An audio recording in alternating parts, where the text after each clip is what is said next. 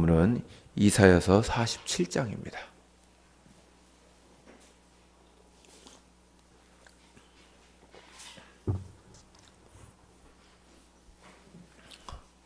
이사야서 47장 1절부터 7절까지의 말씀입니다.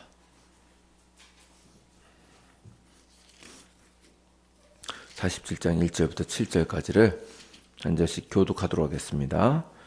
제가 먼저 1절을 읽겠습니다. 처녀딸 바벨론이여 내려와서 티끌에 앉으라.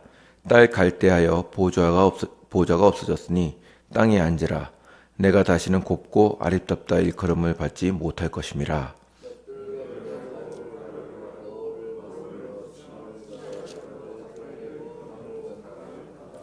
내 속살이 드러나고 내 부끄러운 것이 보일 것이라. 내가 보복하되 사람을 아끼지 아니하리라.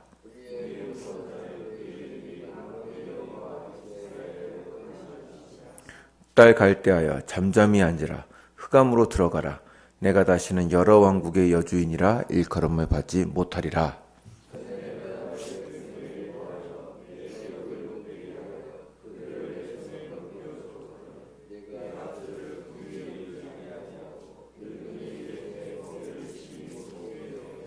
다 같이 읽겠습니다.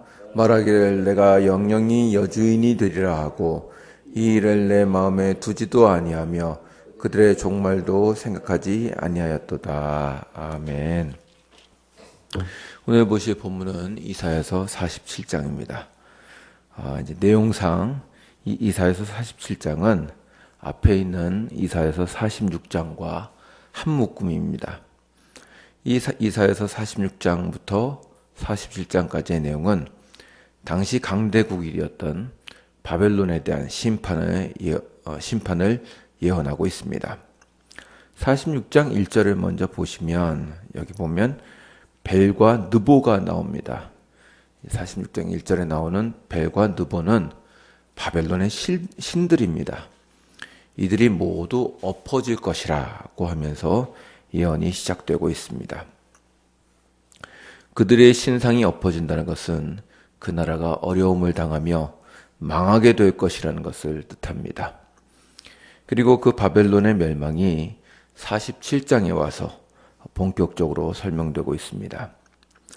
47장을 보면 먼저 선지자는 바벨론이 당하게 될 수치를 선포하고 있습니다.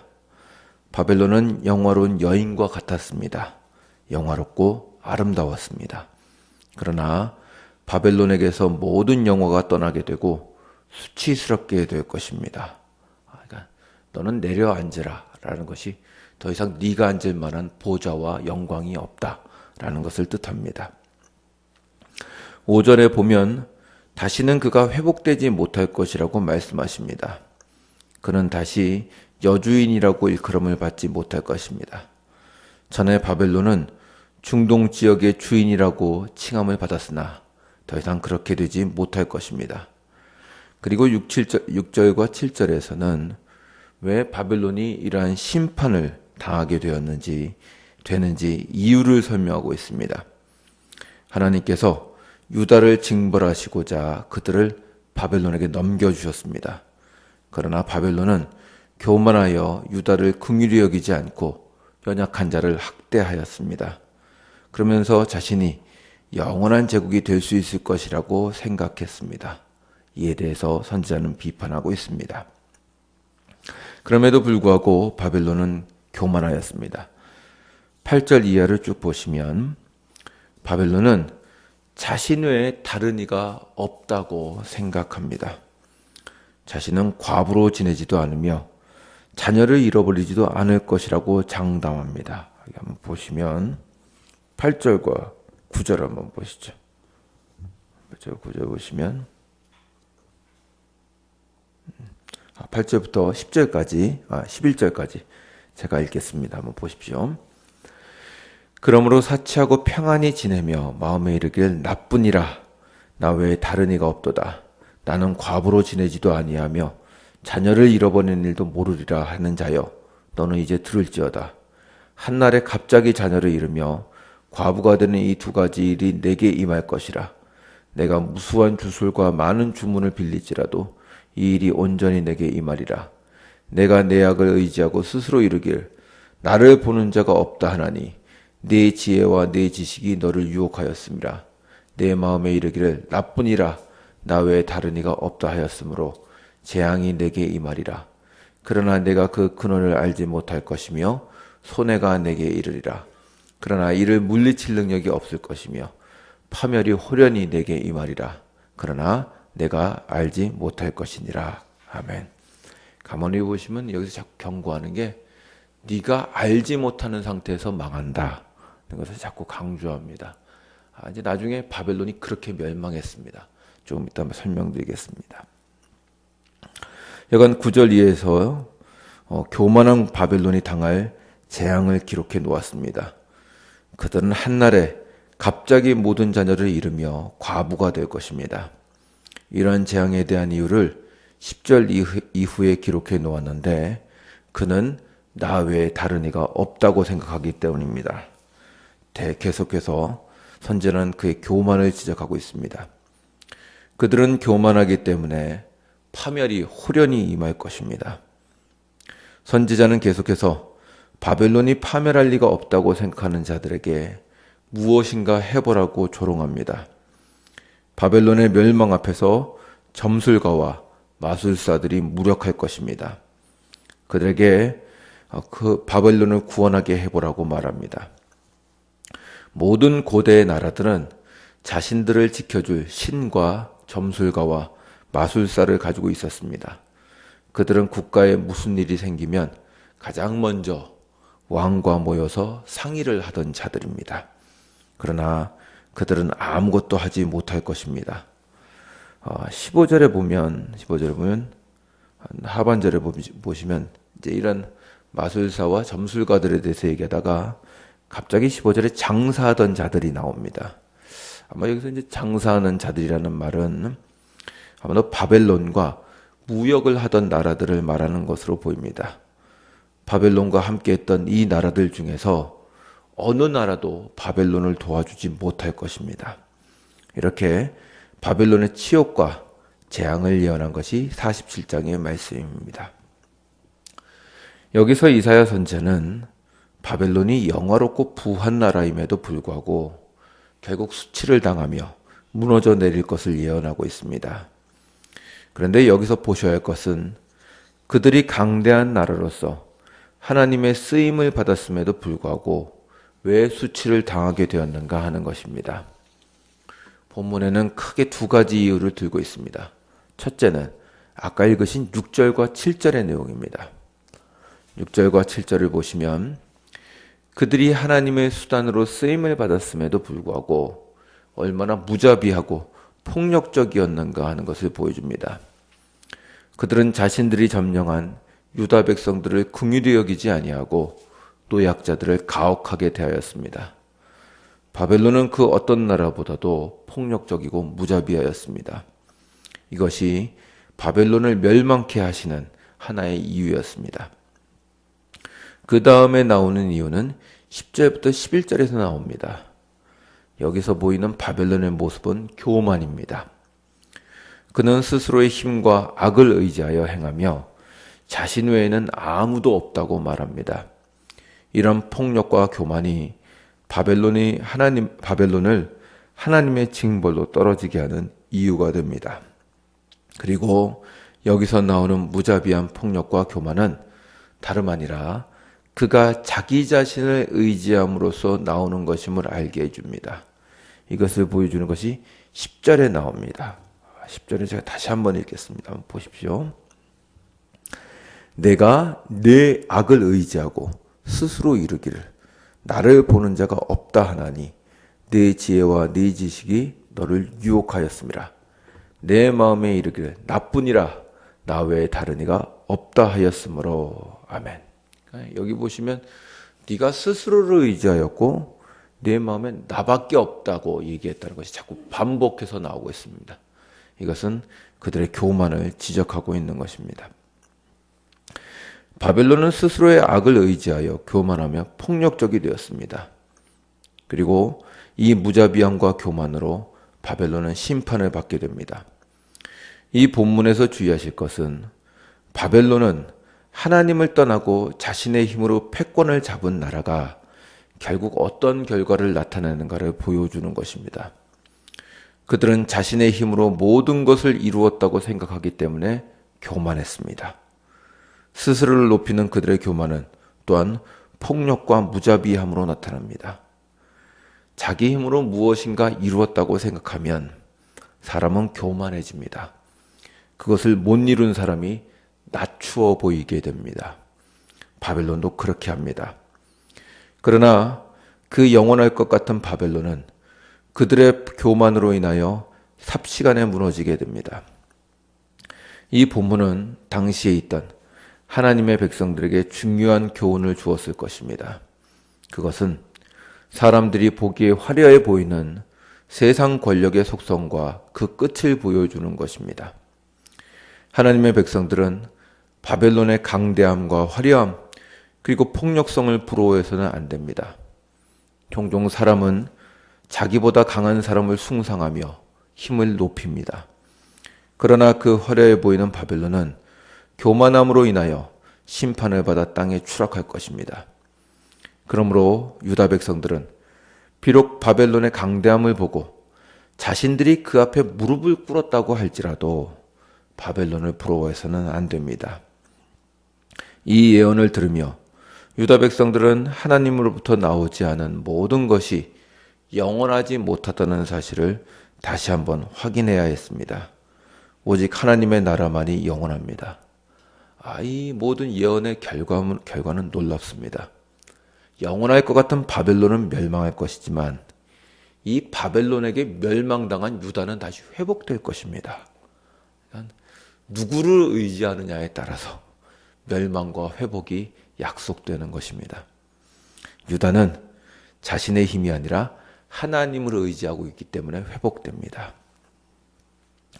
여러분과 제가 이 본문을 보면서 기억해야 할 것은 이러한 바벨론은 단순히 중동 지역에 있었던 한 고대의 제국으로 끝나지는 않는다는 사실입니다. 성경은 종종 이 세상의 권세 혹은 이 세상의 나라들을 바벨론이라고 부르고 있기 때문입니다. 이 이사야의 본문을 요한계시록에서도 인용하고 있습니다. 한번 보시죠. 계시록 18장입니다.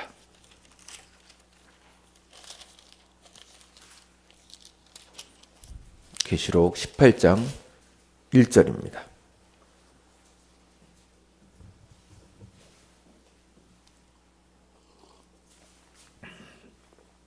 좀 길긴 한데 18장 1절부터 8절까지를 제가 한번 읽겠습니다. 한번 보십시오. 이런 내용들을 그대로 이제 인용해서 지금 사용하고 있습니다. 18장 1절부터 8절까지입니다.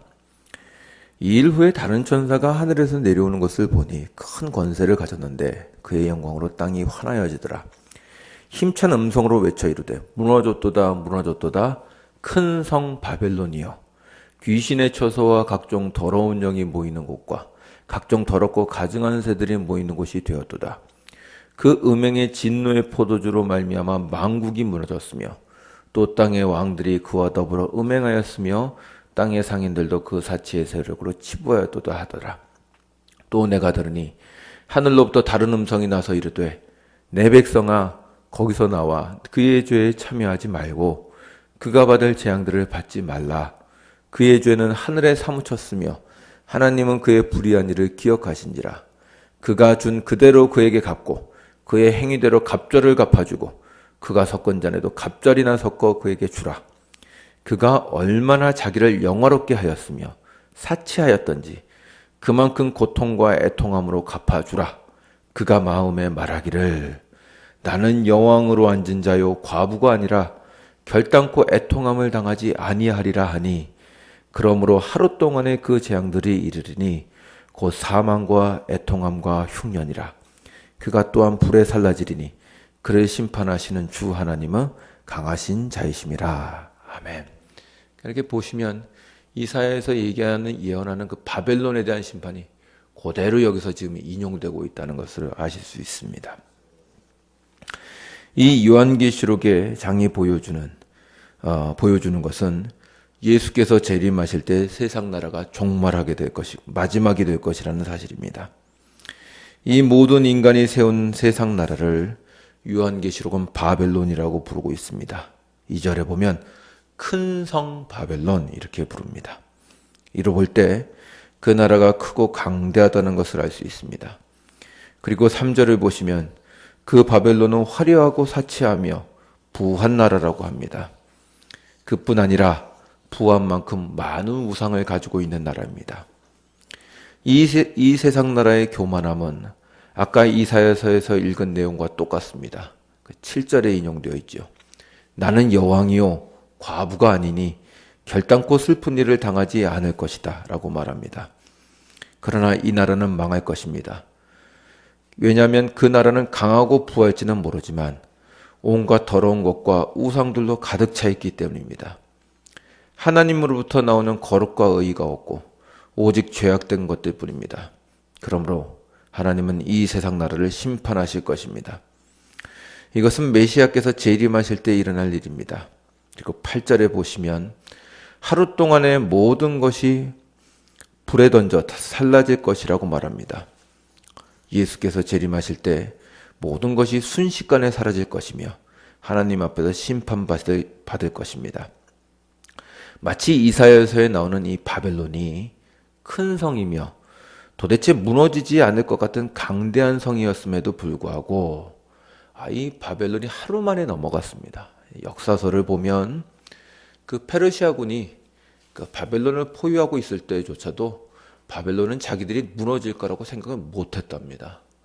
그런데 페르시아군의 그 기습으로 인해서 그 당시에 바벨론 왕이었던 벨사살 왕과 귀족들이 파티를 하고 있을 때 그날 밤에 이제 무너지게 됩니다.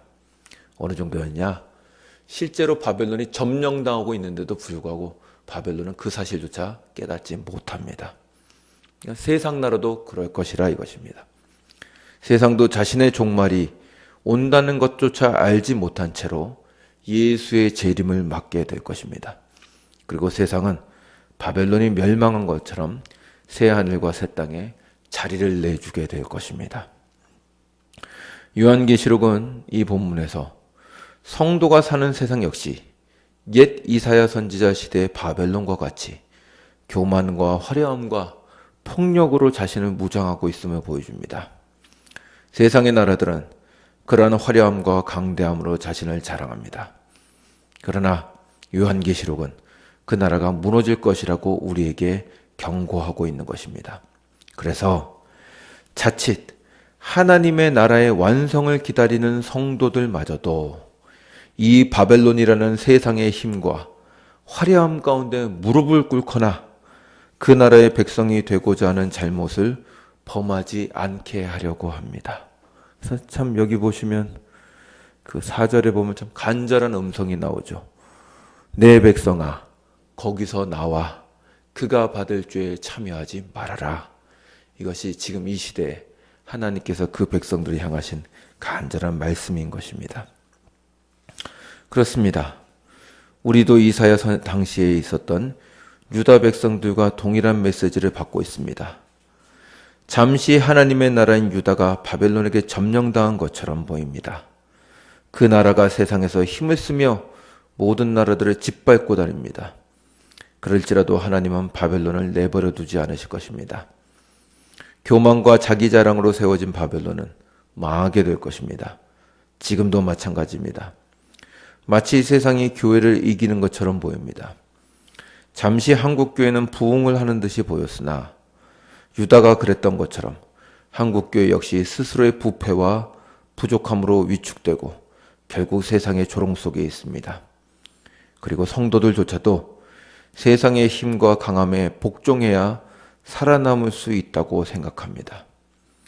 우리도 실제로 그렇게 우리 아이들을 가르치며 우리도 그렇게 살아남고자 아우성을 칩니다.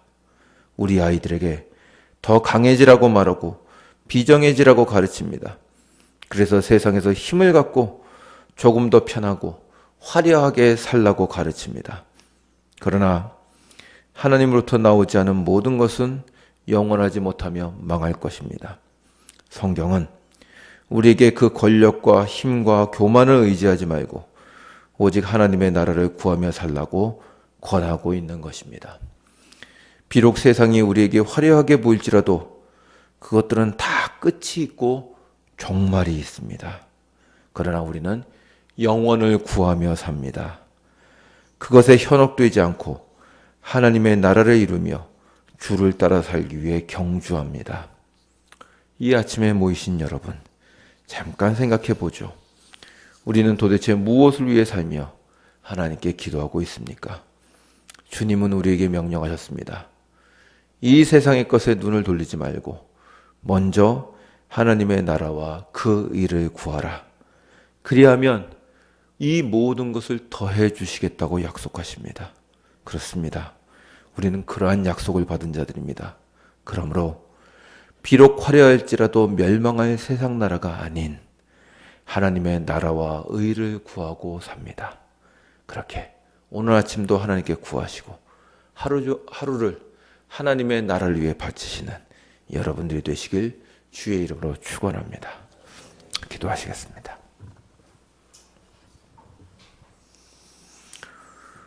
주님, 참으로 세상 바벨론을 보며 유다 백성들도 부러워했을지 모르겠습니다. 우리나라가 저 나라에게 무릎을 꿇고 점령당했을 때 참으로 유다 백성들이 얼마나 놀랐겠습니까? 그리고 바벨론을 따라가려고 했던 그 백성들을 향하여 이사야 선지자는 말합니다. 그 나라는 망할 것이다. 그 나라를 의지하지 말라. 하나님께서 나오지 않은 모든 것들은 영원하지 않다고 예언하며 경고해 줍니다. 주님, 우리도 이 세상에 살면서 세상의 것을 부러워하거나 권력과 힘을 따라가려고 할 때가 많은 것 같습니다. 우리의 마음을 잡아주시고 참으로 우리가 영원히 바라보고 살 것은 오직 하나님의 나라와 의밖에 없다는 사실을 기억하게 하여 주시옵소서. 오늘 아침도 저희를 부르셨사오니 그 하나님의 나라와 의를 위하여 간구하게 하시고 오늘 우리의 인생을, 오늘 하루들 우리의 시간들을 하나님의 나라를 위하여 사용할 수 있도록 저희를 붙잡아 주시옵소서. 감사드리며 예수님의 이름으로 기도드리옵나이다. 아멘. 하늘에 계신